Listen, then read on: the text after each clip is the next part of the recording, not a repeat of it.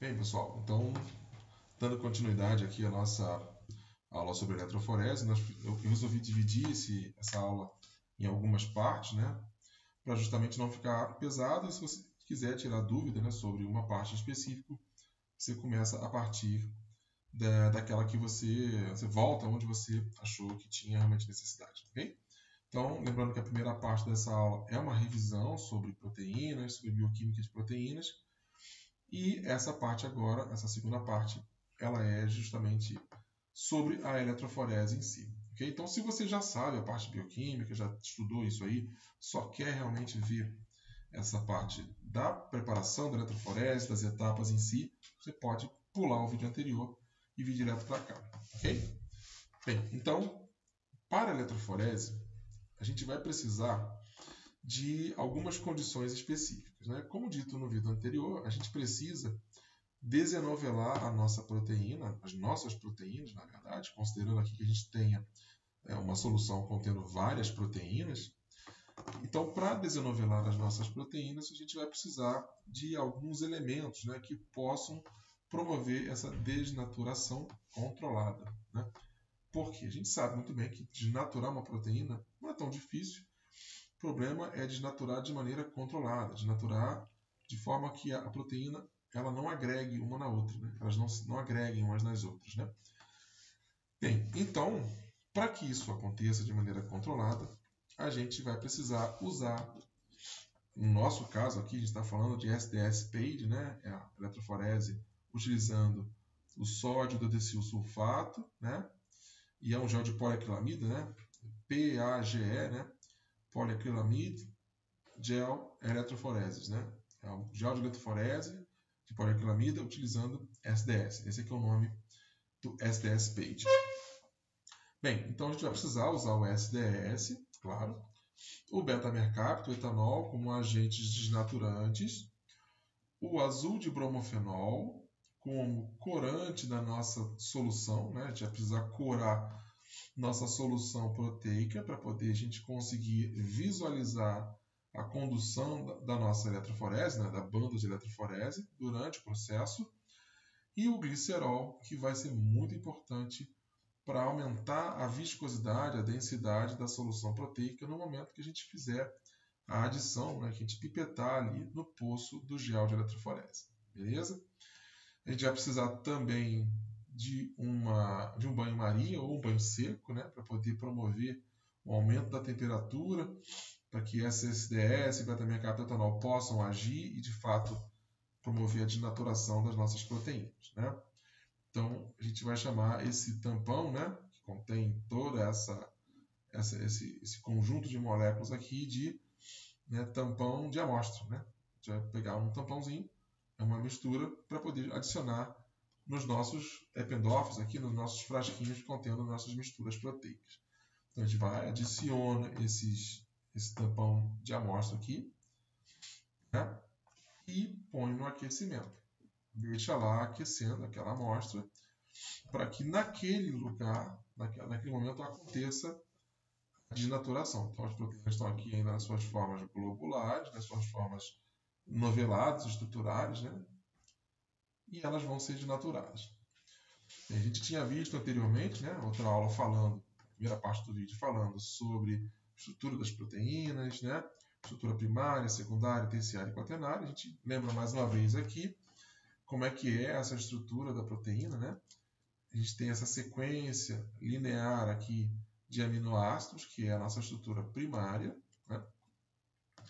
Temos a alfa-hélice, folha beta, que são as estruturas secundárias.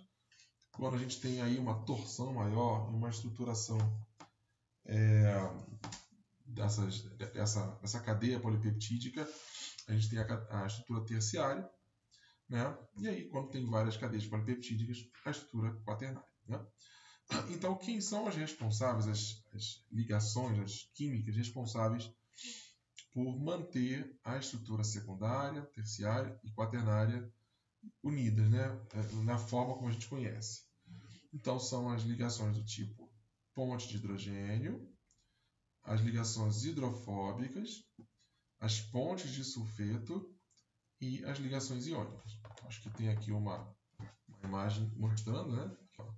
Essa ligação peptídica ela não vai ser rompida nesse processo de desnaturação, mas tanto a ligação hidrogênio, quanto a interação hidrofóbica, quanto a ponte de sulfeto e as ligações iônicas, elas serão rompidas quando a gente adicionar os nossos reagentes aqui, né, que estavam lá no tampão de amostra.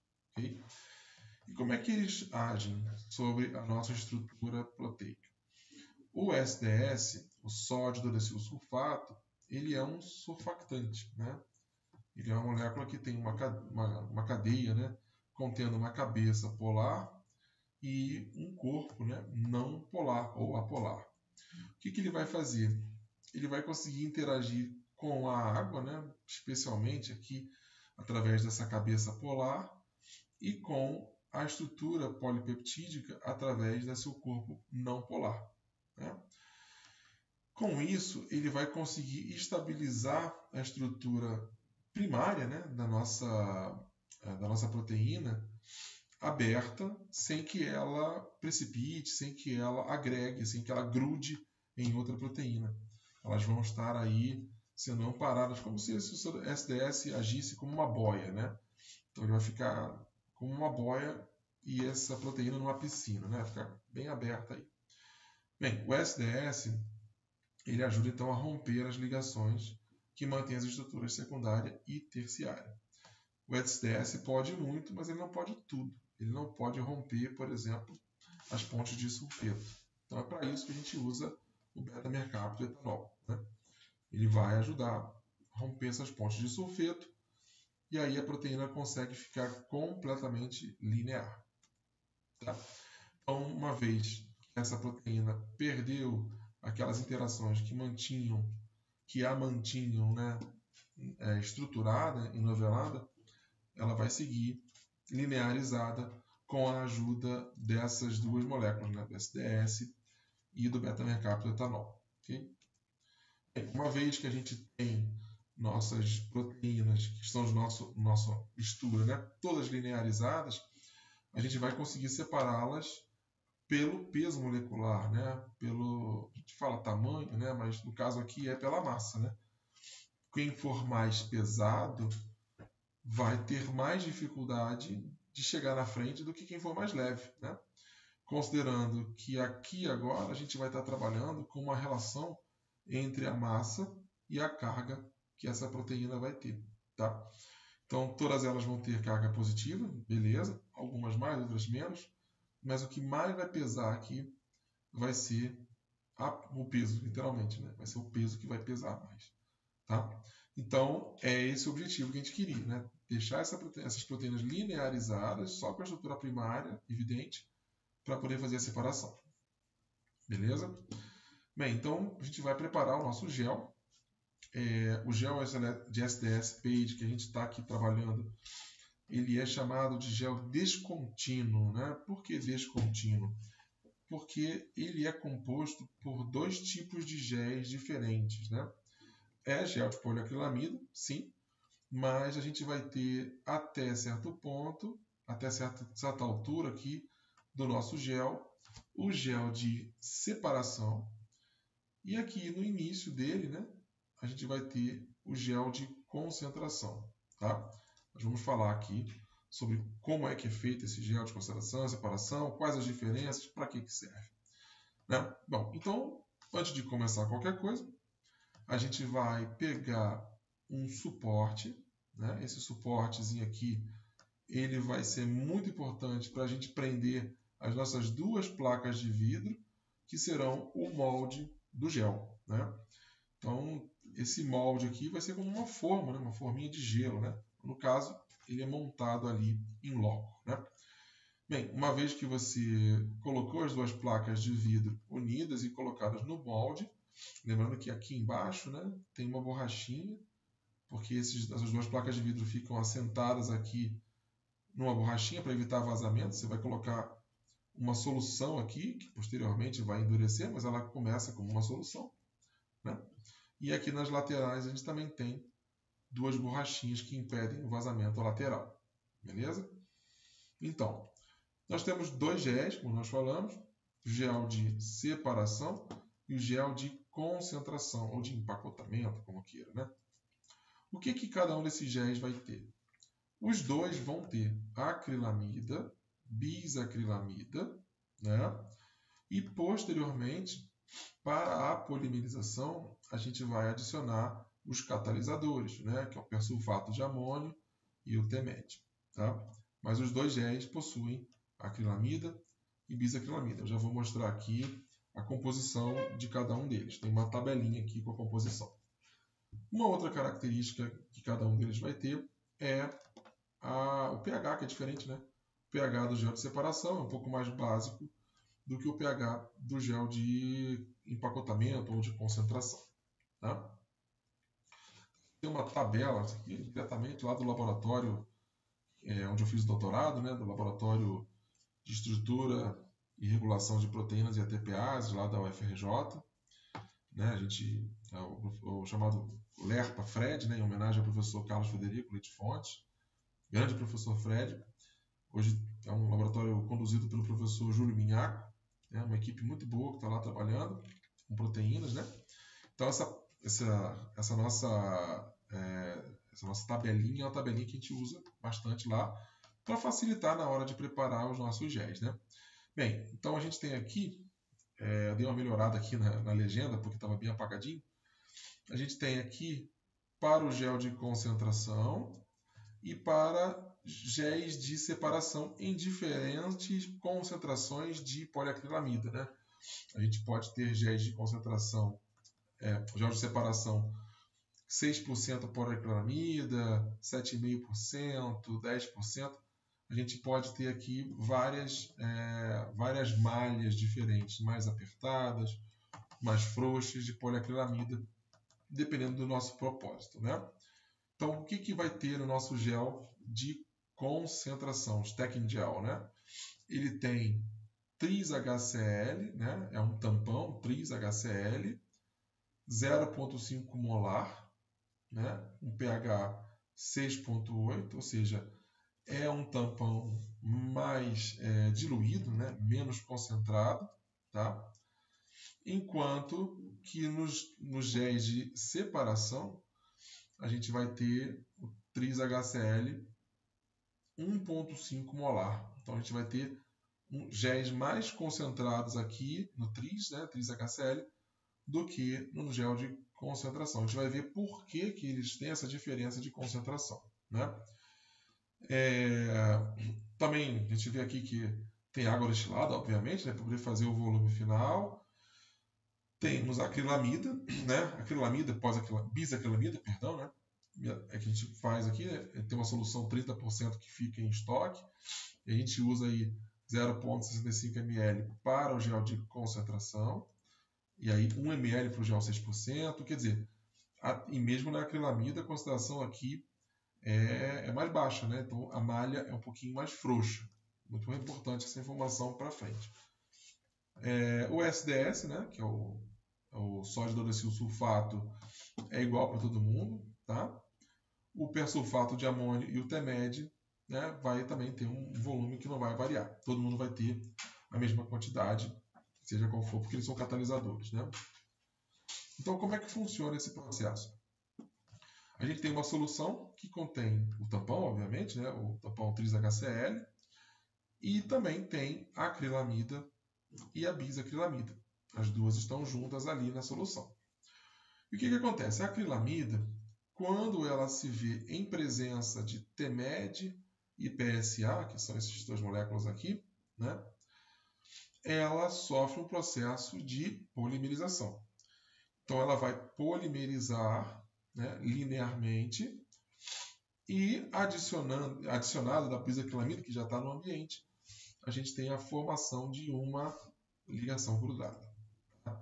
Então, a gente tem uma malha de acrilamida, bisacrilamida, certo? Essa malha ela vai ser tanto mais apertada quanto maior a concentração de bisacrilamida, acrilamida, tanto mais frouxa quanto mais diluído, né, for essa concentração de acrilamida e bisacrilamida. Então aqui ficou, né, já está pronta a nossa primeira parte, né, nosso gel de separação, que é o gel mais de baixo. a gente já colocou, a gente adiciona pipetando lentamente aqui nossas plaquinhas, né? Primeiro você prepara tudo no back, adiciona o PSA e o TMED, homogeneiza bem, né? E depois vai adicionando devagar, mas não muito, né? Porque essa polimerização já está acontecendo, né? A gente vai adicionando aqui lentamente. E aí, quando termina de adicionar, de pipetar a nossa solução do gel de separação, a gente vai adicionar, vai pipetar um pouquinho de butanol ou de isopropanol, né? Para que serve isso? Quando a gente faz isso, a gente elimina as bolhas de ar que ficam nessa superfície aqui. E isso é muito importante, porque posteriormente a gente vai ter nossas proteínas aqui mergulhando, como se fosse uma piscina olímpica, né? E a gente não quer nenhum problema de continuidade entre esse gel aqui, que é o gel de separação, e o gel acima, que é o gel de concentração. A gente quer que seja tudo contínuo, né? Então você bota um pouquinho de butanol ou de isopropanol, o álcool que você tenha, para poder justamente, ele é mais viscoso, né? Então ele não se mistura e ele vai impedir também a oxidação, né, do sistema e vai eliminar essas bolhas. Quando estiver já polimerizado, já estiver pronto, você vai, só pega essa raquezinha e gira ela, vira para o lado, ou você tira com a pipeta, enfim, como você preferir, para poder remover aquela água de condensação, aquela água de retração do gel e também o butanol ou isopropanol que você tiver colocado, ok? Então, já está pronto essa primeira parte. Agora você vai preparar da mesma forma uma solução de acrilamida, bisacrilamida, que é do gel de separação, pH 6.8, 0.5 molar de trix-HCl. Você vai adicionar ali o PSA e o TMED. Adiciona nos dois, homogeneiza e vai pipetar aqui nesse espaço que ficou, que sobrou da sua preparaçãozinha aqui, do seu gel, né? Depois que você pipeta essa solução do gel de concentração, você adiciona esse pente. O pente ele encaixa certinho aqui no espaço entre as duas placas de vidro. E para que serve esse pentezinho? O pente ele vai formar os poços onde posteriormente você vai pipetar as suas proteínas, as suas amostras, ok? Então você insere o pente para dar forma aos poços, também vai ter que esperar polimerizar, e aí depois você remove todo esse sistema aqui, né, desse suporte. Então você abre lateralmente aqui e nessa trava, retira esse sistema de vidro aqui, que você colocou o pente, o gel, etc. E aí você vai remontar isso aqui em uma outra rack, né? Nessa imagem aqui a gente já viu o pente retirado, né, formando os poços, mas a gente ainda não vai retirar esse pente. A gente vai tirar esse sistema todo da nossa rack de montagem e vai montar isso nessa outra rack que contém o do eletrodo, que é ela que de fato vai receber essas amostras, né? Ela que vai entrar em contato lá com a cuba, com o nosso tampão de corrida, tá? Então, desconsidera essa imagem aqui, que está sem o pente. A gente prefere não tirar o pente, porque o pente ele preserva o formato do nosso poço, né? E tem que ter muito cuidado na hora de tirar esse pente, porque você pode arrebentar esses pocinhos, né? Arrebentar essas vilosidades aqui. Bem, então nossa rack de montagem ela tem uma base que entra em contato com o ponto positivo, né? Com o eletrodo positivo, e aqui no alto o eletrodo negativo. Então você vai ter essa carga fluindo, né, do negativo para o positivo, certo? Então montei meu gel de eletroforese ainda com pente, tá? Não esquece disso. Coloca na minha rack, tem essas duas travinhas aqui laterais, não sei se deu para ver, ó. As travas estão abertas aqui, fecha as travas. E aí você coloca esse suporte todo dentro da cuba de eletroforese. Eu acho que eu coloquei uma imagem aqui que eu mesmo tirei essa foto na minha época do doutorado, já tem um tempinho, mas guardei essas fotos.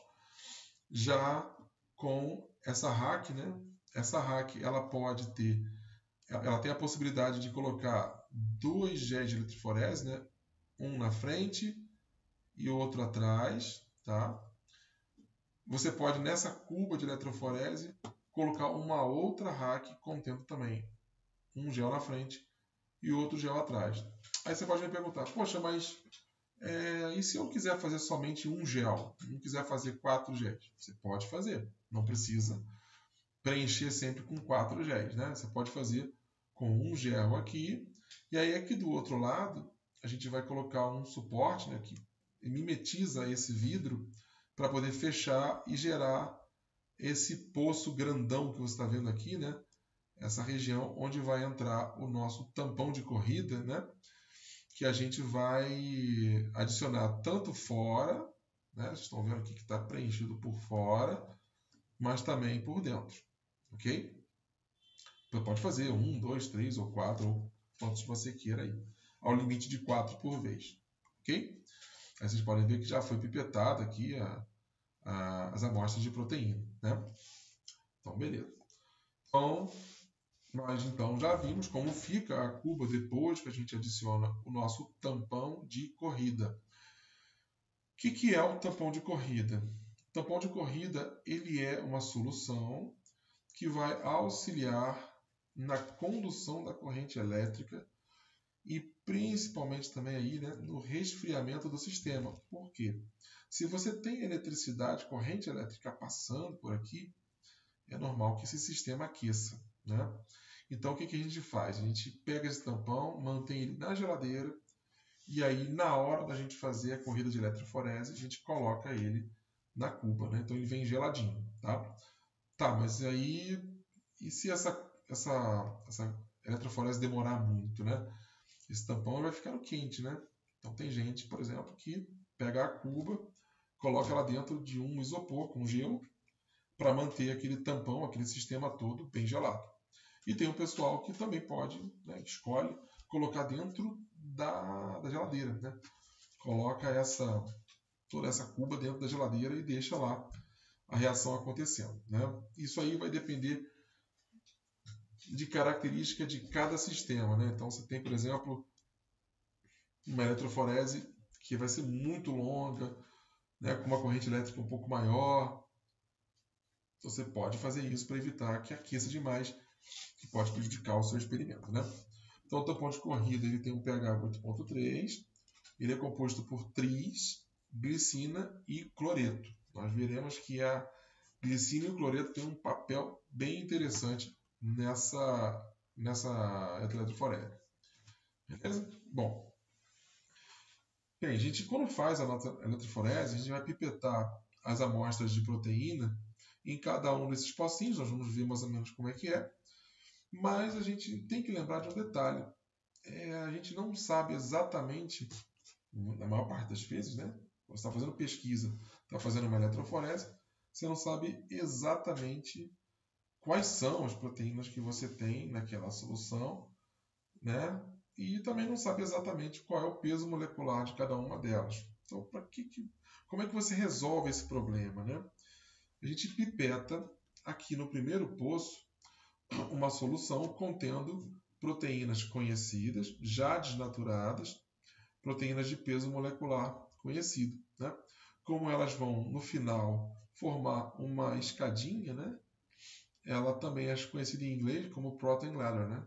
Uma escada proteica, né? Em português a gente chama de padrão de peso molecular, né?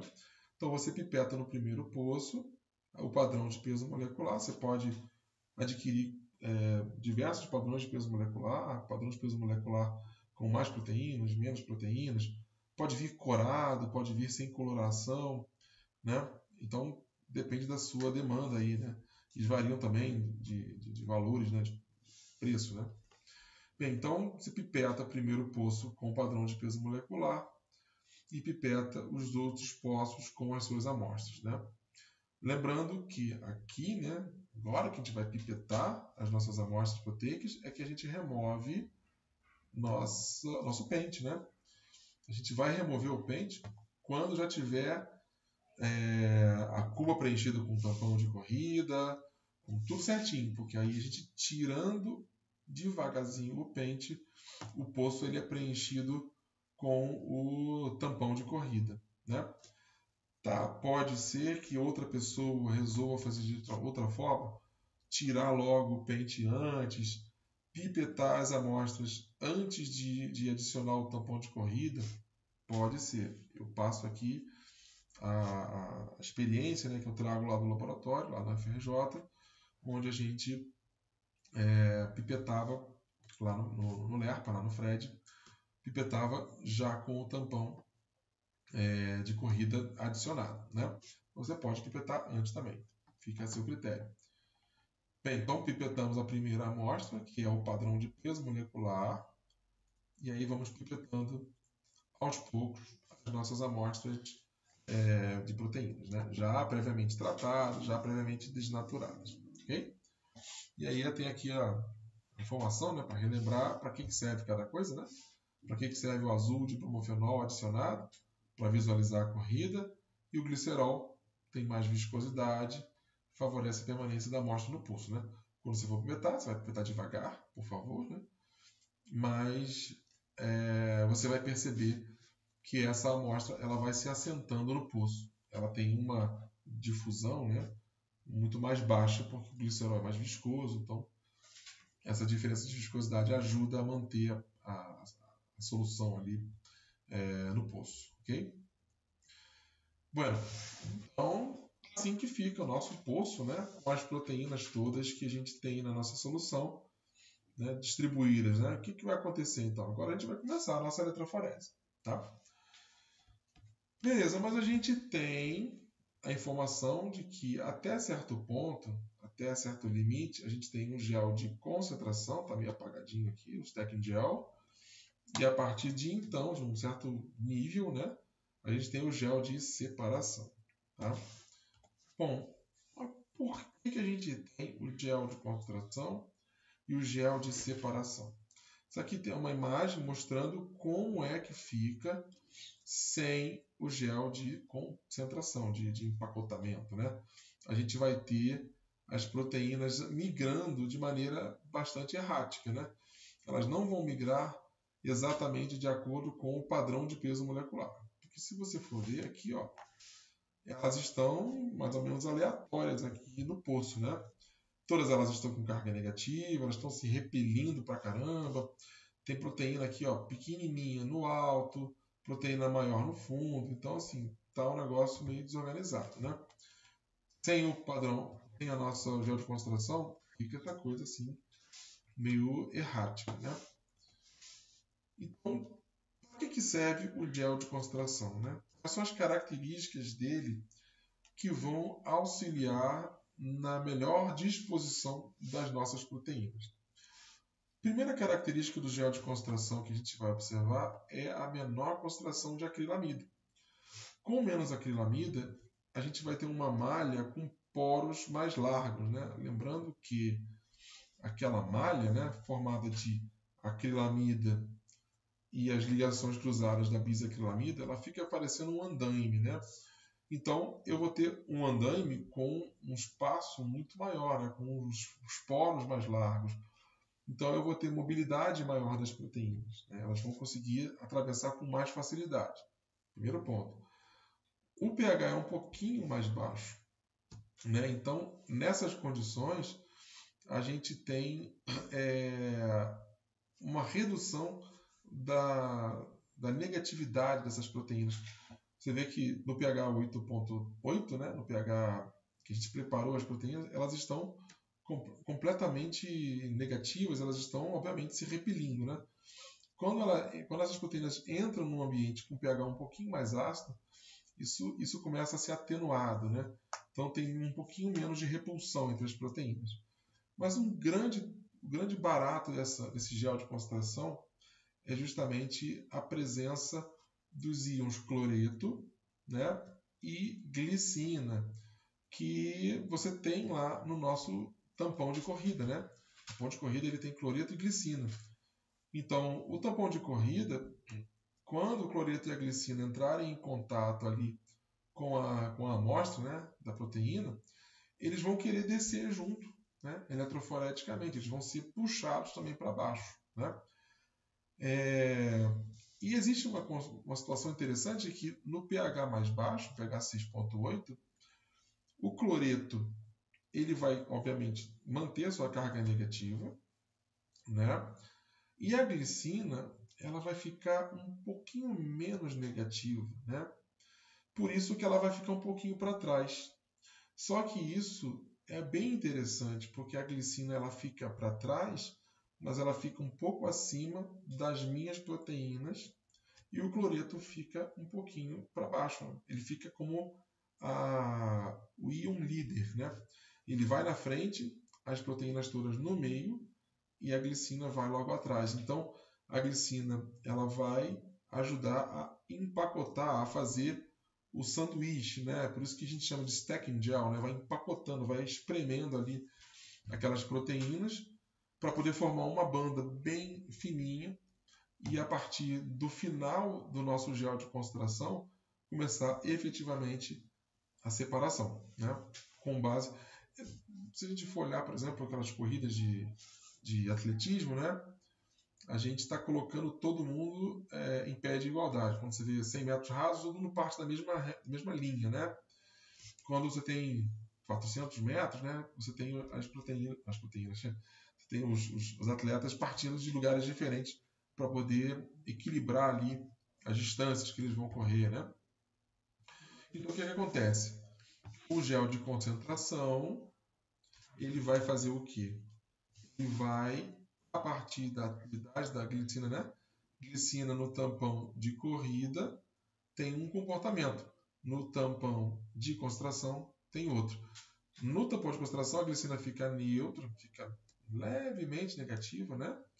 Então ela vai migrando devagar na direção do cátodo, né? Na direção do polo positivo, né? Então ela fica para trás das proteínas, após as proteínas, enquanto o cloreto segue na frente. Ele segue como íon líder, ok? Então, quando a gente tem esse grupo, esse sanduíche entrando no gel de separação, perdão, acontece o quê? A glicina se torna negativa e aí ela se junta aqui com isso aqui ainda no finalzinho do gel de concentração, né? Agora no gel de separação o que vai acontecer é que essa glicina se torna negativa e ela vem para frente junto com o cloreto. E aí você tem a separação das nossas proteínas. A glicina ela passa pelas proteínas, ela se junta com o cloreto. E aí vai depender da carga, no caso da massa, né, de cada proteína. Quem for uma massa menor, segue mais rápido. Quem for uma massa maior, segue mais lentamente. Porque aqui você já começou a corrida de fato. Beleza? Então, beleza. Então, como é que você vai programar a sua eletroforese? Você pode fazer a eletroforese de acordo com o protocolo já estabelecido, né? Bastante razoável isso. Alguém já fez antes, já sabe qual é a melhor voltagem, qual a melhor amperagem.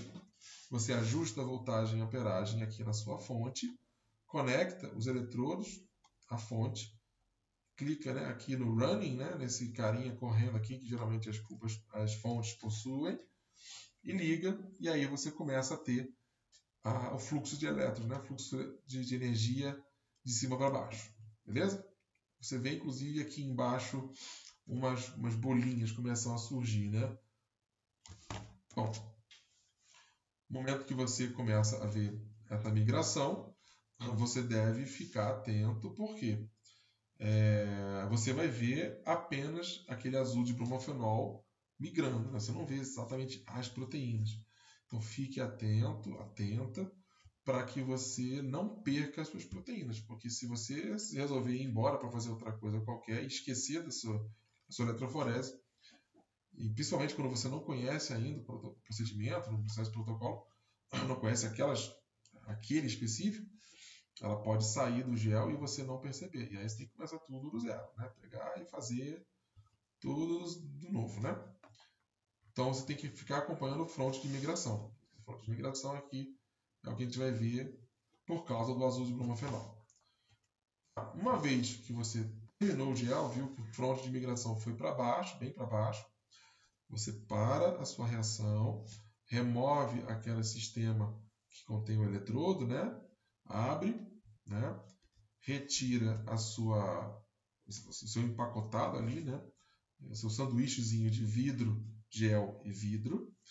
E agora é que vem uma parte muito importante. Remover o gel de dentro daquele sanduíche de vidros ali.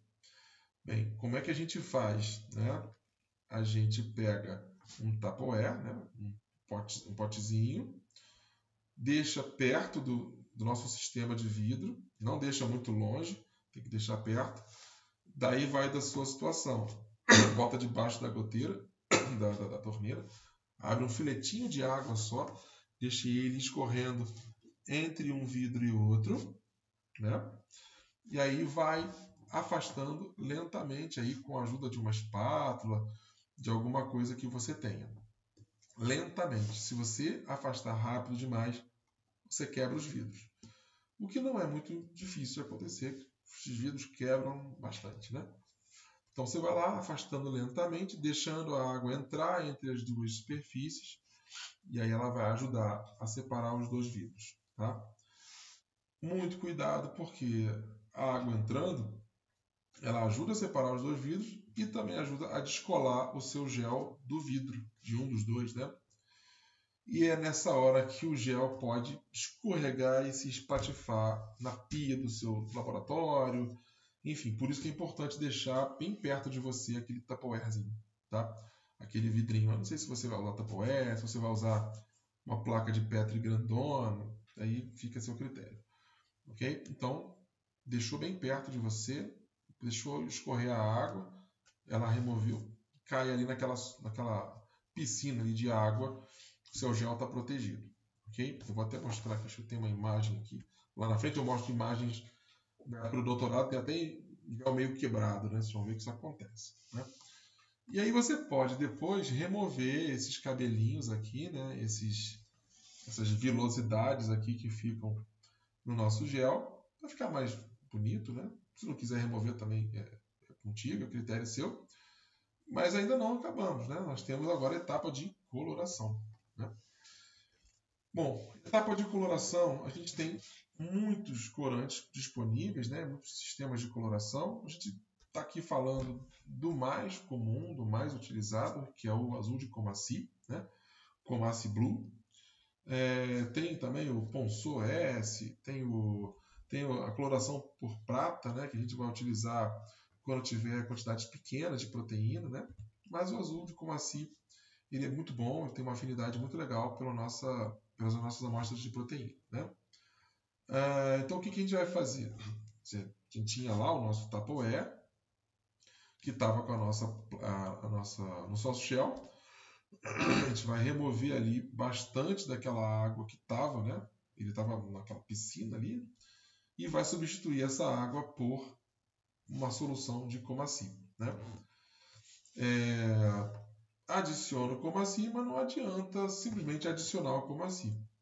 O Comassi sozinho não vai corar as proteínas. Então você precisa primeiro aquecer esse Tupperware com o gel e o Comassi para que a malha do SDS, ou melhor, do PAGE, né, daquele poliacrilamida, ela se abra, permita a entrada do corante e o corante encontre as proteínas e possa corar as proteínas. Então, quando você aquece, geralmente a gente aquece no micro-ondas, né? Lembrando que é importante ter um micro-ondas só para esse tipo de coisa no laboratório. O pessoal muitas vezes também esquenta a comida no laboratório. A gente sabe que isso acontece, né? Infelizmente, o pessoal, né? Só não pode comer no laboratório, olha lá, hein? Mas esquentar a comida não é problema. Mas o problema é que quando você esquenta a comida no micro-ondas, que você fez o experimento, você está se colocando em risco. Aí a biossegurança, né, vai à loucura. Então, de preferência, nem esquente sua comida no laboratório. Esquente no refeitório ou em outro lugar. Tá bom? Porque se você não sabe se aquele micro-ondas foi utilizado para essa finalidade, não é bom arriscar, né? Então, beleza, você aqueceu aquele gel e o gel ficou corado, né? Mas o problema é que não só as proteínas estão coradas, mas também o gel inteiro está corado. O que você vai precisar fazer? Você vai remover o excesso do corante, tá? Vai colocar bastante água naquele gel, porque o gel agora está corado, não só as bandas aparecem, como fica todo um fundo cheio de Comaci. Então eu vou trocar agora, vou remover esse excesso de Comaci, colocar água e novamente eu vou aquecer.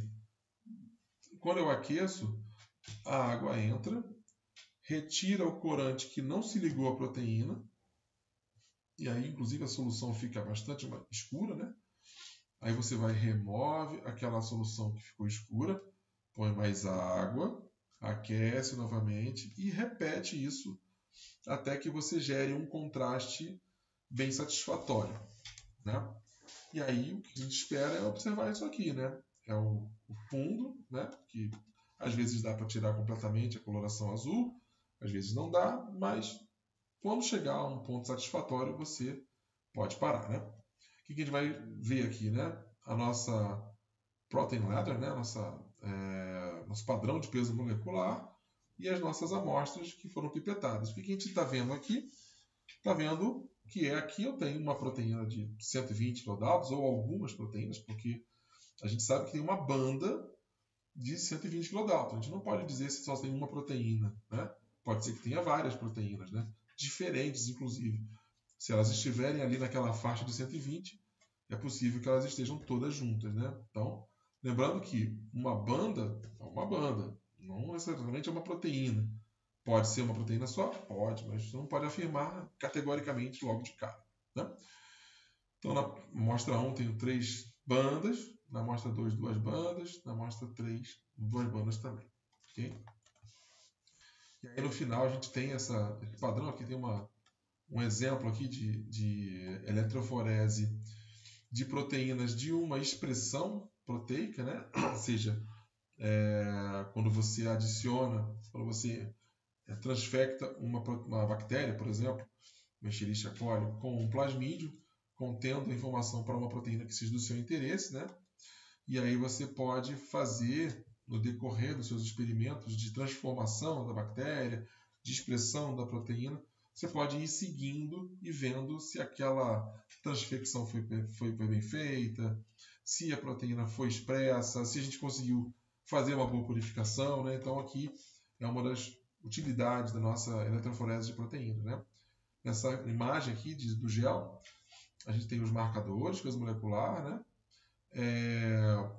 Nesse lane, né? Nessa linha, a gente tem várias bandas que são proteínas, várias proteínas de células de bactérias, provavelmente, né?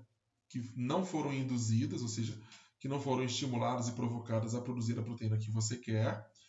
Nesse segundo aqui, a gente tem já a proteína que você quer sendo expressa, ó, ela não estava aqui, agora ela está aqui, né? E aqui é o extrato bruto, né, solúvel, que você obteve lá após a expressão final. E as etapas seguintes, as bandas seguintes, são bandas de purificação da proteína, por precipitação por sulfato de amônio, coluna de troca aniônica, catiônica, e a proteína final purificada, reunida, né? Aqui eu vou mostrar umas imagens só, agora são só imagens, né, da época que eu fiz o doutorado, né?